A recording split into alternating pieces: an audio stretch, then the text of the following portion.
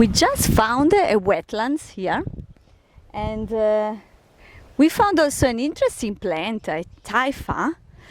Ken, which species of Typha is this one? Do you know that? Or? I think it's probably the common Typha orientalis, but I'm not sure, but I would say so. And you're right, this is a wetland, but it's been created. It's been created as a sump to drain the area because of the housing. So this area traditionally was subject to flooding, so I presume that's what they've done. Yeah. They've created this sort of... We are also close to the Avon River. Over the other side we have the Avon River. Why this plant is so interesting? Well, I think it's interesting. They regard it as a weed out here. They really do, and it's quite sad because this once was part of the carbohydrate of Noongar people, and it was used quite a lot. It really was, and the roots or the rhizome of this plant was very rich in starch, and at certain times of the year they would dig it up, and they used to dig it up. Excuse me.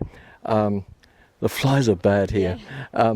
They used to dig it up probably around about March, April, when the first rains came.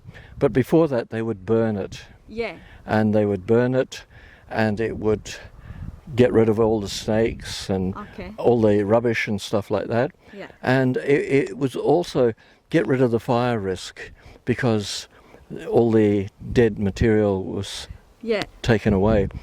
Now, when they dug it up, at that time of the year, it was sweet. It had a lot of sugar in it, and a lot of starch too. Okay. Did they consume fresh as it is, or do you know if they were able also to make a flour? No, they only ate the root, the root or the rhizome. Noongar people that I know of never ate anything else. Okay. They never ate the flour.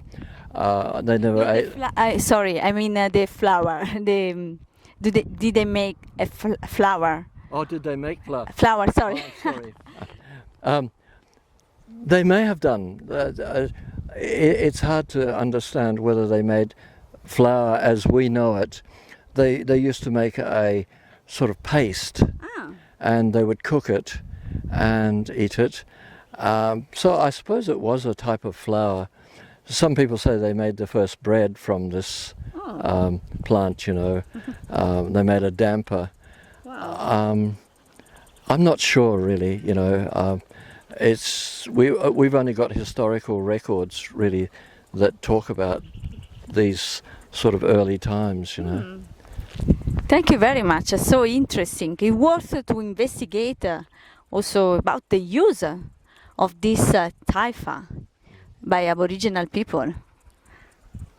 Well, my thing is that I don't know why it's not being used by people today, you know, why it's not being part of our agriculture, that Typha flour or Typha starch, which is a valuable starch, you know.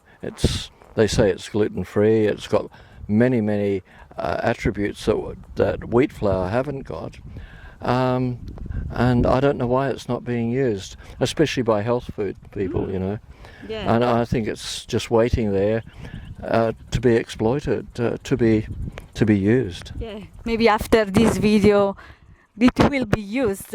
Well, hopefully. I hope so.